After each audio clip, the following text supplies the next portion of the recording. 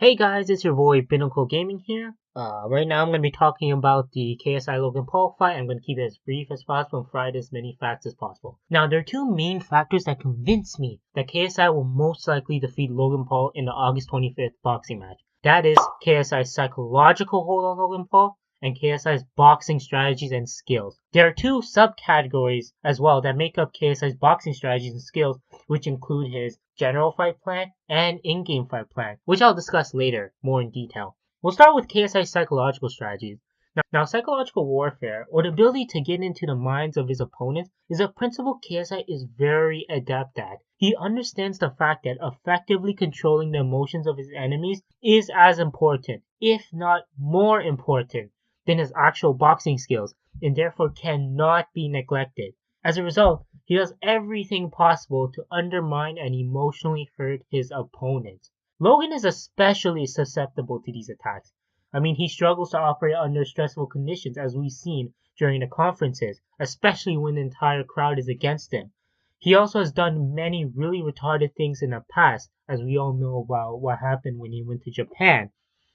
And he becomes extremely emotional whenever his reputation or his family's is attacked, especially when KSI talks shit about Logan Paul's girlfriend.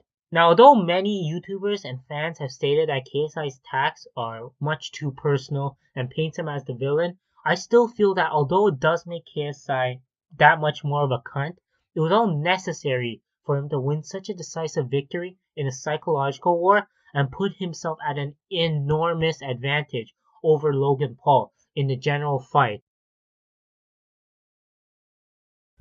Logan Paul will KO KSI in round 1. KSI will take out Logan Paul in round 3.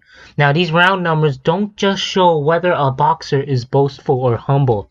It actually reveals their game plan, and thus reveals the biggest piece of evidence that has me absolutely convinced KSI will most likely come out victorious in this boxing match.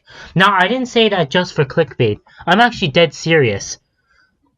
When a fighter like Logan Paul intends to knock someone out in the first round, it most likely means Logan will be attempting to knock out KSI as fast as possible, with as much power as possible as well. This indicates that Logan intends to fight as a brawler, a fighter that is slow, durable, but launches very heavy, very knockout punches. In order for Logan to knock out KSI so quickly in a fight, he likely put most of his effort and training into just raw punching power, strength, and stamina, while completely neglecting endurance and fighting skill. This means that Logan may have extreme power and strength, but he can be easily gassed out in the later rounds. Now, if KSI meant what I think he meant when he responded to Logan Paul with, then hands down right now, I'm saying this right now, I'm not even joking, KSI is a fucking genius. And I'm not even kidding.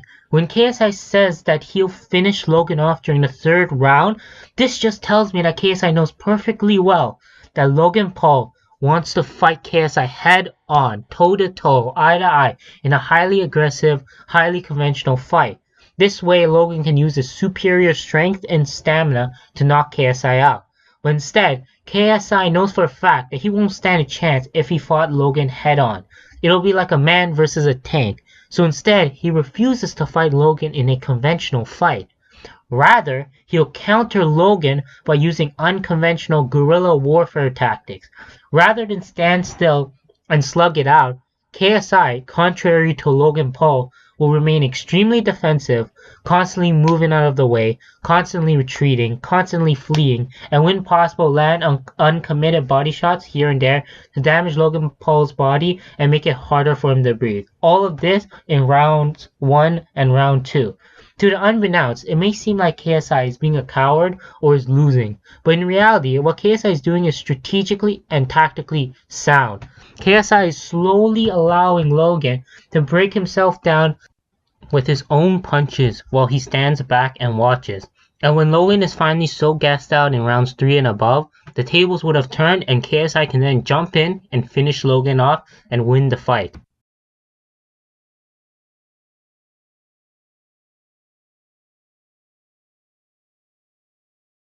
As for in-game strategy, this is largely referring to the ability of a fighter to adapt and exploit during the fight itself. This is something KSI is definitely very adept at, as we have witnessed in his fight against Joe Weller.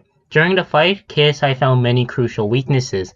Joe was not moving a lot, he seemed unwilling to get inside of KSI's range, where Joe will be most effective, and he continued to pursue the strategy of having KSI punch himself out, even though it was clear during the fight that that strategy was a shit strategy. All of these weaknesses KSI found in Joe in a very short amount of time during the fight, and was, to say the least, incredible and contributed in KSI easily defeating Joe with a TKO. Nonetheless, this ability to adapt and exploit an enemy's weaknesses and strengths is something I see in both Logan Paul and KSI based on past footage. So I'll chalk it up and call both Logan and KSI evenly matched in the in-game strategy category. But KSI still easily dominates Logan over in the general fight strategy and in psychological warfare, and therefore I am super confident that KSI will win. In fact, I'd bet money on it if I could. That being said, no one should write Logan off at all. He's still a very formidable opponent who can pull something out of his Toy Story hat and completely turn the tables on KSI. We just have to wait and see on August 25th.